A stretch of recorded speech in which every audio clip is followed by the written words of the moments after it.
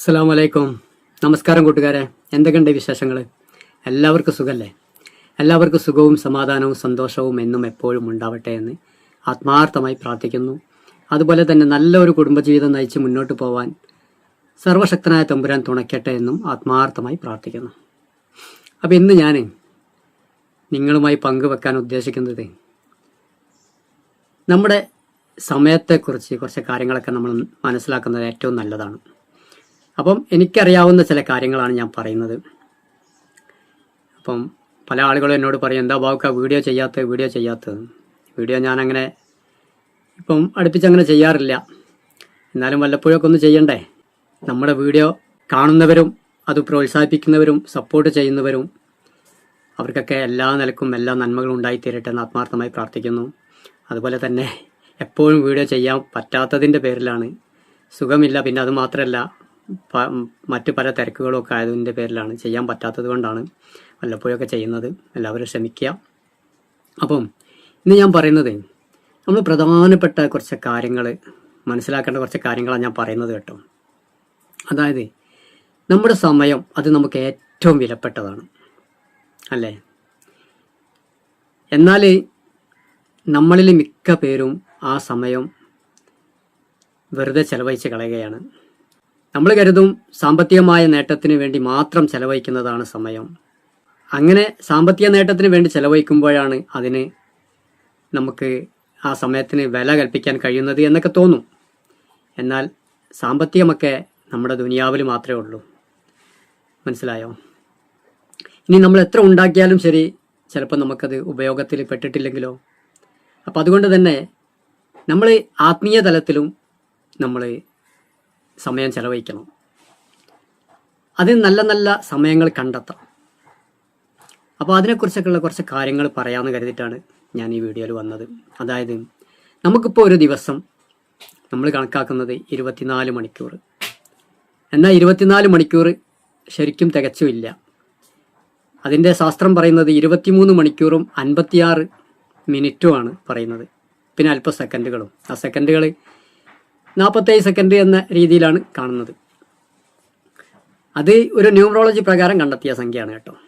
അപ്പോൾ അങ്ങനെ വരുമ്പം തന്നെ 23 മണിക്കൂറും 56 മിനിറ്റും 47 സെക്കൻഡും കണക്കൂട്ടി വരുമ്പം 2, 3, 5, 5, 5, 10, 10, 6, 16, 16, 4, 20, 20, 7, 27. 27 കൂട്ടുമ്പോൾ നമുക്ക് 9 കിട്ടുക. 9ൻ്റെ മുകളിലേക്ക് മറ്റൊരു സംഖ്യ ഇല്ല.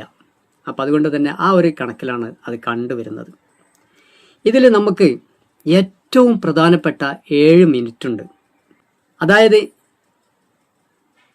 ആ 23 മണിക്കൂറും 56 മിനിറ്റും 47 സെക്കൻഡും എന്ന് പറയുന്നതിൽ 7 മിനിറ്റ് വളരെ പ്രാധാന്യമുള്ള ഒരു മിനിറ്റാണ്.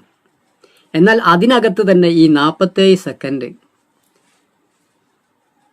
ഏറ്റവും പ്രാധാന്യമുള്ളതാണ്. ആ സെക്കൻഡുകളിൽ 7 സെക്കൻഡ് വളരെ വളരെ പ്രാധാന്യമുള്ള ഒരു സെക്കൻഡാണ്. മനസ്സിലായോ?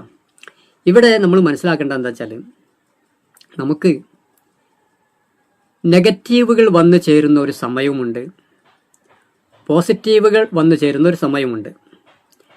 പോസിറ്റീവുകൾ വന്നു ചേരുന്ന സമയം എന്ന് പറഞ്ഞിട്ടാണെന്ന് വെച്ചെങ്കിൽ നമ്മുടെ ജീവിതവുമായി ബന്ധപ്പെട്ട, ആത്മീയവുമായി ബന്ധപ്പെട്ട, മറ്റു എല്ലാ തരത്തിലും ബന്ധപ്പെട്ട, നല്ല നല്ല കാര്യങ്ങളുമായി ബന്ധപ്പെട്ട, നമ്മളെ കണ്ണുകൊണ്ട് കാണാത്ത ആത്മീയ തലത്തിൽ നിൽക്കുന്ന ചില ശക്തികൾ നമ്മളിലേക്ക് വന്നു ചേരുക എന്നുള്ളതാണ് ആ പോസിറ്റീവ് കൊണ്ട് ഉദ്ദേശിക്കുന്നത്.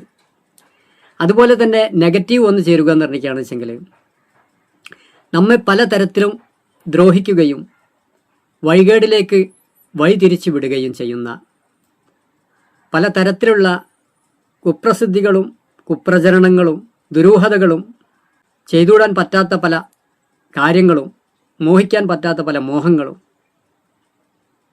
പലതരത്തിലുള്ള അത്യാഗ്രഹങ്ങളും എല്ലാം നമ്മളിലേക്ക് കൊണ്ടുവരുന്ന ചിലതരം പൈശാചിക ശക്തികളെക്കുറിച്ചാണ് ആ നെഗറ്റീവ് എന്ന് പറയുന്നത്. മനസ്സിലായോ? അപ്പം ഇത് നമ്മുടെ ജീവിതത്തിൽ ഇങ്ങനെ റൊട്ടേഷൻ ചെയ്തുകൊണ്ടിരിക്കുകയാണ് നമ്മുടെ ഒരു ചക്രം. മനസ്സിലായോ? അതാണ് ഓരോ ദിവസവും കടന്നു പോകുന്ന 23 മണിക്കൂറും 56 മിനിറ്റും 47 സെക്കൻഡും. ഇത് നമ്മൾ ചില വ്യത്യാസങ്ങളൊക്കെ വരും കേട്ടോ. വ്യത്യാസം വരിക എന്ന് വെച്ചാൽ ഇപ്പോൾ ഉദയത്തിൽ 12 മണിക്കൂർ, അസ്തമയത്തിൽ 12 മണിക്കൂർ, അതിൽ ഈ മിനിറ്റുകളുടെ കുറവുണ്ടാവും. അത് തന്നെ ചിലപ്പം ഉത്തരായനത്തിൽ പകൽ കൂടുതലും രാത്രി കുറവുമായിരിക്കും, ദക്ഷിണായനത്തിൽ രാത്രി കൂടുതലും പകൽ കുറവുമായിരിക്കും. പിന്നെ മറ്റ് വിഷുവത്ത് എന്ന് പറഞ്ഞൊരു ഇതുണ്ട്, അത് രണ്ടും അല്ലാത്തൊരവസ്ഥ. അതായത് രാത്രിയിലും പകലിലും ഒക്കെ ഒരേപോലെ വരുന്ന ഒരു സമയം. ഇങ്ങനെയൊക്കെ വരുന്നുണ്ട്. ഇതൊക്കെ ശാസ്ത്രത്തിൽ പറയുന്ന കാര്യങ്ങളാണ്. അതുപോലെ തന്നെ ഇതിന് മറ്റ് പല കാര്യങ്ങളുണ്ട്. ഈ ഒരു ദിവസത്തിൻ്റെ പ്രത്യേകത പോലെ മാസങ്ങൾക്ക് പ്രത്യേകത, ആഴ്ചകൾക്ക് പ്രത്യേകത ഉണ്ട്, മാസങ്ങൾക്ക് പ്രത്യേകത ഉണ്ട്, വർഷങ്ങൾക്ക് പ്രത്യേകത ഉണ്ട്. മനസ്സിലായോ? അതിനെക്കുറിച്ചൊക്കെ പറയുകയാണെങ്കിൽ ഒരുപാട് പറഞ്ഞു പോകാനുണ്ട്. ഒരു മനുഷ്യന് അവൻ്റെ ദുരിതങ്ങളും പ്രയാസങ്ങളും വന്നു ചേരുന്നൊരു സമയമുണ്ട്, അതൊഴിഞ്ഞു പോകുന്നൊരു സമയമുണ്ട്. പോസിറ്റീവായ ചില കാര്യങ്ങൾ വന്നു ചേരുന്നൊരു സമയമുണ്ട്, അത് നമ്മളിൽ നിന്ന് അകന്നു പോകുന്നൊരു സമയമുണ്ട്. ഈ സമയങ്ങളൊക്കെ നമുക്ക് കണ്ടെത്താൻ വലിയ പ്രയാസമാണ്. എന്നാൽ അത്തരത്തിൽ ജീവിക്കുന്ന, അല്ലെങ്കിൽ അതിനോട് അത്രയും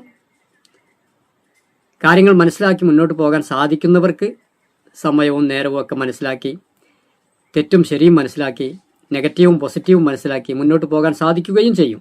അതിന് വളരെ സൂക്ഷ്മതയോടുകൂടി കാര്യങ്ങൾ കൈകാര്യം ചെയ്യുന്നവർക്ക് മാത്രമേ സാധിക്കുള്ളൂ കേട്ടോ. അതിന് നമുക്ക് ഒരു അനുഗ്രഹം ലഭിക്കുക തന്നെ വേണം. അത് ലഭിക്കാത്തവർക്ക് ആ ഒരു വഴിയിലേക്ക് എത്തിപ്പെടാൻ സാധിക്കില്ല. മനസ്സിലായോ? അതിന് ക്ഷമയും സബൂറും എല്ലാം ഉണ്ടായിരിക്കണം. ഒരു ചെറിയൊരു കഥ ഞാൻ പറയാണ്. അതായത് ഒരു ചക്രവർത്തി ഒരു മഹർഷിയുടെ അടുത്ത് വന്നിട്ട് പറഞ്ഞു, താങ്കളുടെ ജീവിതം വളരെ സുഖമാണല്ലോ, സന്തോഷമാണല്ലോ, എല്ലാ തരത്തിലും താങ്കൾ സന്തോഷത്തോടു കൂടിയാണല്ലോ ജീവിക്കുന്നത്. എന്താണ് അതിൻ്റെ കാരണം? എനിക്കൊന്ന് പറഞ്ഞു തരണമെന്ന്.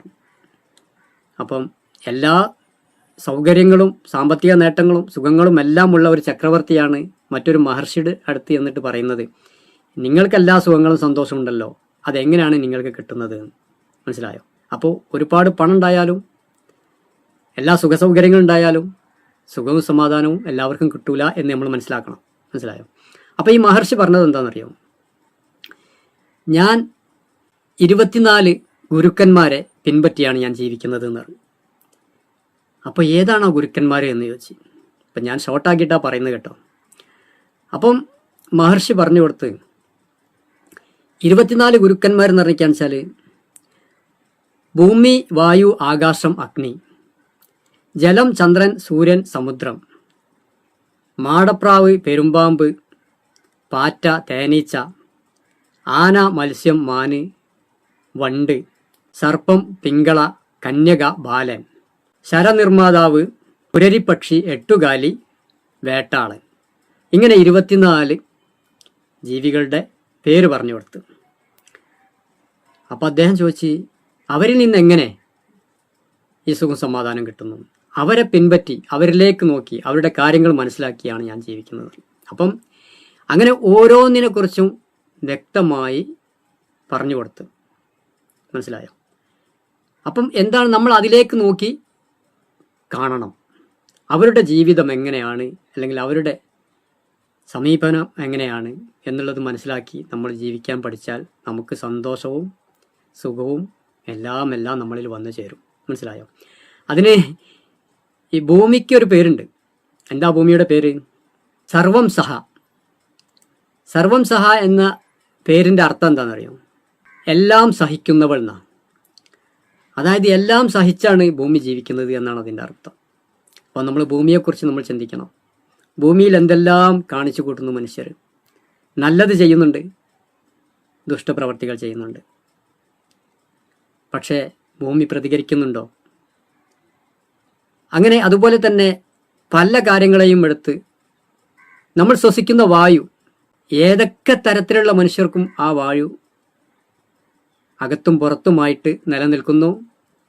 അതുകൊണ്ട് മനുഷ്യനും മൃഗങ്ങൾക്കും ജീവികൾക്കും സസ്യങ്ങൾക്കും എല്ലാറ്റിനും ഉപകാരപ്പെടുന്നു. എന്തെങ്കിലും പ്രതിഫലം അത് ആഗ്രഹിക്കുന്നുണ്ടോ? എന്നാൽ നമുക്കത് കിട്ടിയില്ലെങ്കിൽ എന്താ അവസ്ഥ? നമ്മൾ കുറച്ച് വായു കിട്ടാത്തൊരവസ്ഥയിൽ കുറച്ച് വായു വാങ്ങുകയാണെങ്കിൽ എന്തായിരിക്കും അവസ്ഥ? ആലോചിച്ച് നോക്കി. അപ്പോൾ ഇതുപോലെ ഓരോ ജീവികളും അതിൽ നിന്ന് നമുക്ക് പലതും പഠിക്കാനുണ്ട്. ഇപ്പോൾ ചന്ദ്രനാണെങ്കിൽ ആകാശത്ത് നിൽക്കുന്ന ചന്ദ്രന് അത് ചെറുതാവുന്നുണ്ട്, വലുതാവുന്നുണ്ട് അല്ലേ? അതിൻ്റെ വളർച്ച 14.25 ദിവസമാണ് അതിൻ്റെ വളർച്ച. ചന്ദ്രൻ്റെ 14.25 ദിവസം കൊണ്ട് അത് വളരുകയും 14.25 ദിവസം കൊണ്ട് അത് തളരുകയും ചെയ്യും. അതിനാണ് കറുത്ത വാവ് വെളുത്ത വാവ് എന്ന് പറഞ്ഞത്. പൗർണമിയാകുമ്പോൾ അത് പൂർണ്ണ ചന്ദ്രനായി നിൽക്കും. അമാവാസിയാകുമ്പോൾ അത് പറ്റ ചെറുതായി ഇല്ലാതാവും അല്ലേ?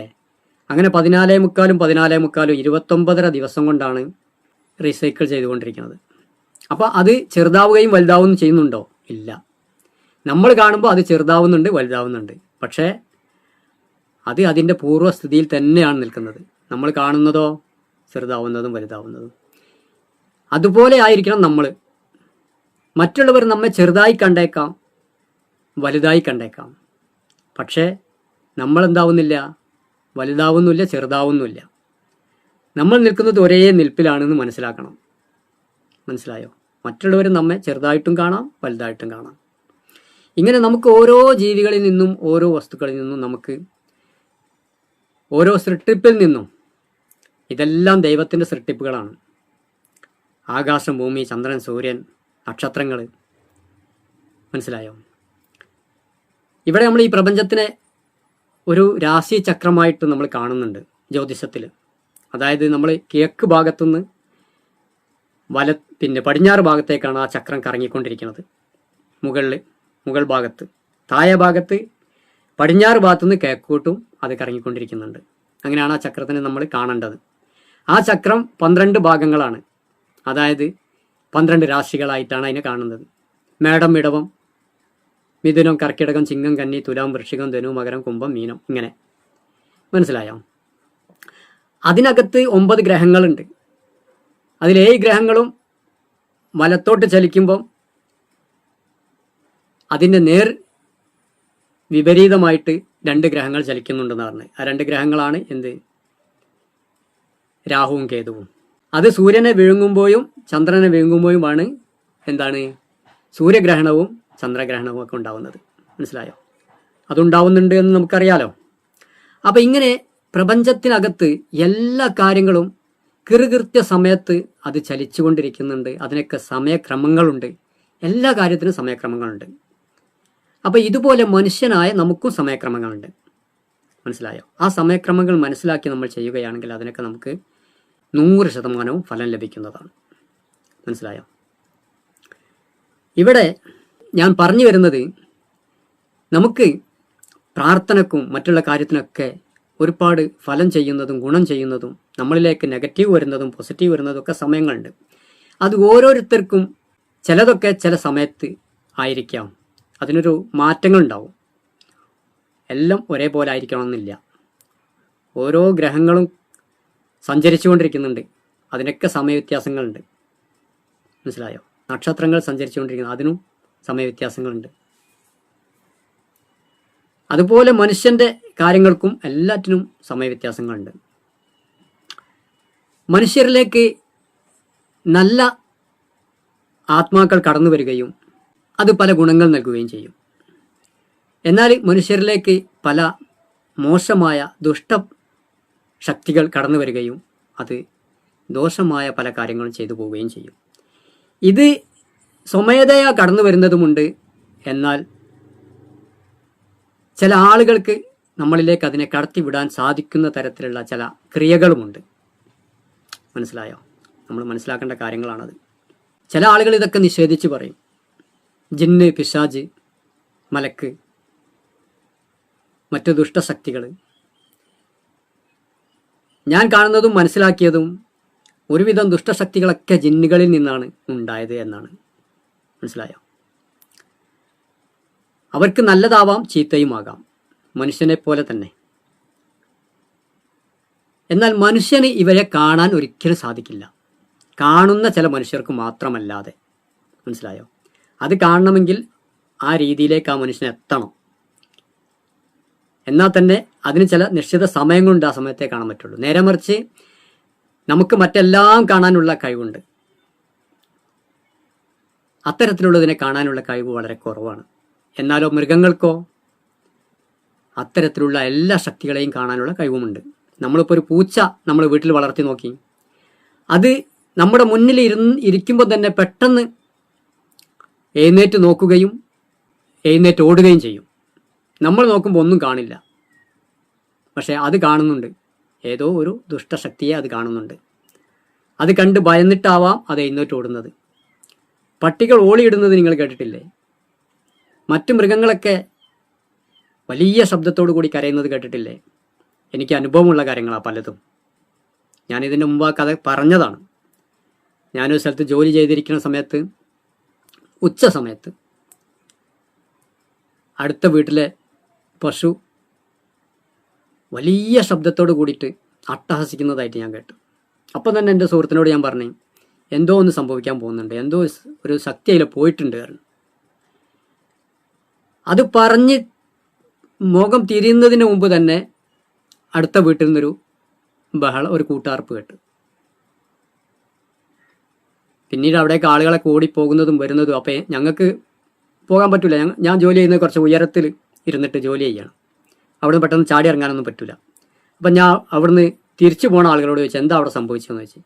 അപ്പം പറഞ്ഞു, അവിടെ ഒരു മരണം നടന്നിരിക്കണം. അപ്പം ഞാൻ എൻ്റെ സുഹൃത്തിനോട് പറഞ്ഞു, എന്തായി? ഞാൻ എന്താ പറഞ്ഞത്? ആ പശുവിൻ്റെ അലർച്ച കേട്ടാൽ അറിയാം എന്താണ്, ഒരു ശക്തി അതിലെ പോയിട്ടുണ്ട് എന്ന്. നമുക്ക് കാണാൻ പറ്റില്ല, അത് ആ പശുവിന്, ആ മൃഗത്തിന് കാണാൻ പറ്റും.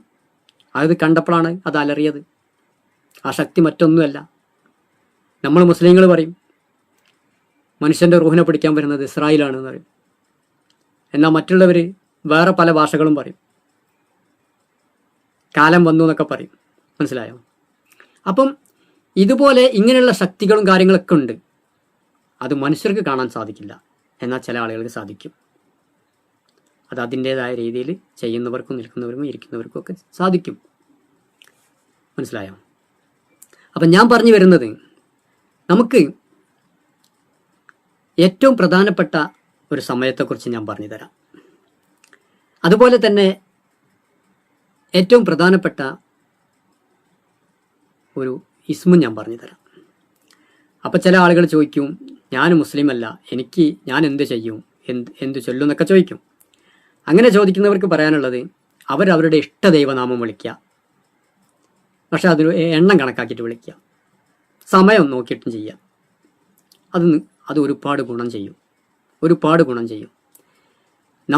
ഇന്ന് നമ്മൾ ചെയ്താൽ നാളെ നമുക്കതിന് ഫലം കിട്ടും. എനിക്ക് ഇന്നത് നടക്കണം, എനിക്ക് ഇത്ര സാമ്പത്തികമായിട്ട് പണം കിട്ടണം, എനിക്ക് എൻ്റെ ശത്രുവിനെ അധപ്പതിപ്പിക്കണം, എനിക്ക് അവനേക്കാളും വലിയ ആളായി ജീവിക്കണം, എനിക്ക് പല മോഹങ്ങളും ആഗ്രഹങ്ങളുണ്ട്, അതൊക്കെ എനിക്ക് നാളെ തന്നെ സാധിക്കണം എന്ന് വിചാരിച്ചിട്ട് ചെയ്യരുത്. നമ്മുടെ ജീവിതത്തിൽ സുഖവും സമാധാനവും സന്തോഷവും വന്നു ചേരും. നമ്മെ ബന്ധപ്പെട്ട് നിൽക്കുന്ന പല പൈശാചിക ദുഷ്ടപ്രവൃത്തികളും ദുഷ്ട ആത്മാക്കളും നമ്മളിൽ നിന്ന് അകന്നു പോകും. ഒരു മനുഷ്യന് നന്നായി തീരാൻ ഒരുപാട് സമയമെടുക്കും. ഒരു മനുഷ്യന് മോശമായി തീരാൻ വളരെ നിസ്സാര സമയം മാത്രം മതി. മനസ്സിലായോ? അപ്പം അതുകൊണ്ട് തന്നെ ഇത്തരത്തിലുള്ള കാര്യങ്ങളൊക്കെ നമ്മൾ ചെയ്യുമ്പോൾ അതിൻ്റെ സമയം കാര്യങ്ങളൊക്കെ നോക്കിയിട്ട് നമ്മൾ ചെയ്യുകയും അത് നമ്മളിൽ നിലനിർത്തുകയും ചെയ്യണം. മനസ്സിലായോ? ഓരോ കാര്യത്തിനുമുണ്ട് ഓരോ കണക്കുകളും കാര്യങ്ങളൊക്കെ. ആ കണക്കിൻ്റെ ലിസ്റ്റും കാര്യങ്ങളൊക്കെ ഞാൻ എടുത്തുവെച്ച് പറയാൻ നിന്ന് കഴിഞ്ഞാൽ 2 മണിക്കൂർ നേരം ഞാൻ പറഞ്ഞാലും തീരൂല. അതുകൊണ്ടാണ് ഞാൻ അതിലേക്കൊന്നും കടക്കാത്തത്. പല തരത്തിലുള്ള കണക്കുകളുണ്ട്. ഇപ്പോൾ ഒരു വ്യാഴവട്ടം എന്ന് പറഞ്ഞാൽ 12 വർഷമാണ്. ഒരു ചന്ദ്രമാസം എന്ന് പറഞ്ഞു കഴിഞ്ഞാൽ 29.5 ദിവസമാണ്. നമ്മുടെ ഓരോ പ്രശ്നങ്ങൾക്കും ഓരോ സമയങ്ങളുണ്ട്. അതുപോലെ നമ്മളിപ്പോൾ ഒരു ക്രിയ ചെയ്യുകയാണെങ്കിൽ തന്നെ അതിനൊരു സമയമുണ്ട്. നമ്മളൊരു നല്ലൊരു പ്രവൃത്തി ചെയ്യുകയാണെങ്കിൽ അതിൻ്റെ ഫലം നമ്മളിലേക്ക് എത്തിപ്പെടാനൊരു സമയമുണ്ട്. നമുക്കെല്ലാത്തിനും നല്ല ക്ഷമ വേണം. നമ്മുടെ മനസ്സ് നമുക്ക് നിയന്ത്രിക്കാൻ സാധിക്കണം. എന്നാലേ നമുക്കതിനൊക്കെ ഫലം കണ്ടെത്താൻ സാധിക്കുള്ളൂ. അപ്പോൾ അതുകൊണ്ട് തന്നെ ഞാൻ ഈ വീഡിയോ അവസാനിപ്പിക്കാൻ പോവുകയാണ് ഈ ഒരു കാര്യം കൂടി പറഞ്ഞിട്ട്. അതായത് 2 മണി മുതൽ 3, 4, 5 ഇതിൻ്റെ ഇടയിൽ നമ്മൾ ആ ഒരു മുഹൂർത്ത സമയമുണ്ട്. മനസ്സിലായോ? വളരെ കുറഞ്ഞൊരു സമയമാണത്. ആ സമയം അതിൻ്റെ ഇടയിലുണ്ട്. അത് കൃത്യമായിട്ട് പറയാൻ പറ്റില്ല. മനസ്സിലായോ? ആ സമയത്ത് നമ്മൾ കൃത്യമായി പെട്ടാൽ നമ്മുടെ പ്രാർത്ഥന, നമ്മുടെ സ്മരണ ആ സമയത്ത് പെട്ടാൽ നമ്മൾ രക്ഷപ്പെടും. അതിൽ യാതൊരു സംശയമില്ല. ആ സമയത്ത് നമ്മൾ ദൈവത്തെ നമ്മൾ സ്മരിക്കുക. അപ്പം നമ്മൾ അള്ളാഹുവിൻ്റെ ഏതെങ്കിലും ഒരു ഇസ്മ നമുക്കറിയാവുന്നത് ചെല്ലുക.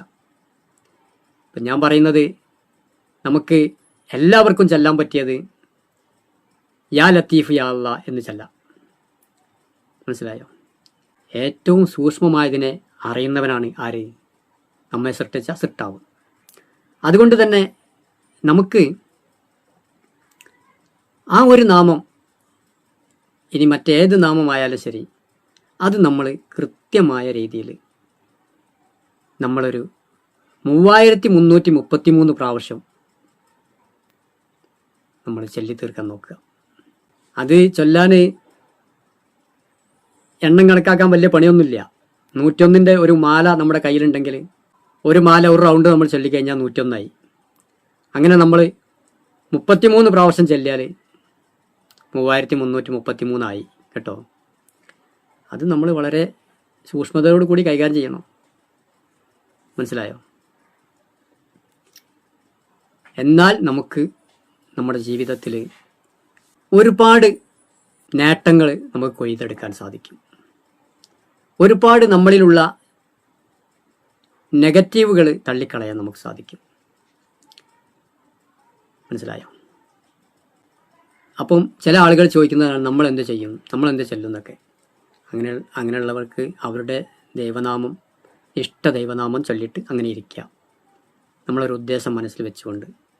ചില ആളുകൾ ചോദിക്കൂ എത്ര ദിവസം ഇരിക്കണം. അത് നമ്മുടെ ഉദ്ദേശങ്ങൾ ഏകദേശം നടക്കുന്നത് വരെ നമ്മൾ ഇരിക്കാൻ ശ്രമിച്ചാൽ ഏറ്റവും നല്ലതാണ്. അല്ലെങ്കിൽ നമ്മൾ എന്ത് ചെയ്യണം, ഒരു ദിവസം കണക്കാക്കിയിരിക്കണം. അത് നമ്മൾ ഒരാഴ്ചയോ അല്ലെങ്കിൽ ഒരു മാസമോ അങ്ങനെയൊക്കെ നമുക്ക് ചെയ്യാവുന്നതാണ്. മനസ്സിലായോ? ഇതിലേക്ക് ഒരുപാട് കാര്യങ്ങളുണ്ട് ഞാൻ പറയുന്നത്. ഞാൻ അനുഭവസ്ഥനാണ്. എൻ്റെ ജീവിതത്തിൽ എനിക്ക് ഒരുപാട് നേട്ടങ്ങളും മാറ്റങ്ങളും കിട്ടിയ കാര്യങ്ങളാണ്. മനസ്സിലായോ? ഇത് ഒരു ദിവസം നമ്മൾ ചെയ്യുമ്പോൾ നമുക്ക് വലിയ പാടും പ്രയാസമായിരിക്കും. പിന്നെ ചില ലക്ഷ്യം വെച്ചുകൊണ്ട് നമ്മൾ അതിന് ഒരു ദിവസം കണക്കാക്കി ചെയ്യാനിരിക്കുമ്പം നമുക്കതൊരു പ്രശ്നമല്ലാതായിത്തീരും. നമ്മുടെ ജീവിതത്തിൽ അത് ഇണങ്ങി ചേരും. മനസ്സിലായോ? ഇതാണ് നമ്മൾ മനസ്സിലാക്കേണ്ടത്. വീഡിയോ ഒരുപാട് നീണ്ടുപോയി. അപ്പോൾ ഏതായാലും സത്യം മനസ്സിലാക്കി നമുക്കൊക്കെ ജീവിക്കാൻ സാധിക്കട്ടെ. നമ്മൾ ചെയ്യുന്ന ഓരോ സൽക്കർമ്മങ്ങളും നമുക്ക് ദുനിയാവിലും ആഖിറത്തിലും നന്മയുള്ളതായി മാറട്ടെ. സത്യത്തെ പുൽകി ജീവിക്കാൻ നമുക്ക് സാധിക്കട്ടെ എന്ന് ആത്മാർത്ഥമായി പ്രാർത്ഥിച്ചുകൊണ്ട് ഈ വീഡിയോ ഞാൻ ഇവിടെ വെച്ച് നിർത്തുകയാണ്. ഇനി നമുക്ക് മറ്റൊരു വീഡിയോ ആയിട്ട് വീണ്ടും കാണാം. എല്ലാവരുടെയും സപ്പോർട്ടും സഹകരണവും പ്രതീക്ഷിച്ചുകൊണ്ട് വീഡിയോ നിർത്തുന്നു. Okay, bye bye.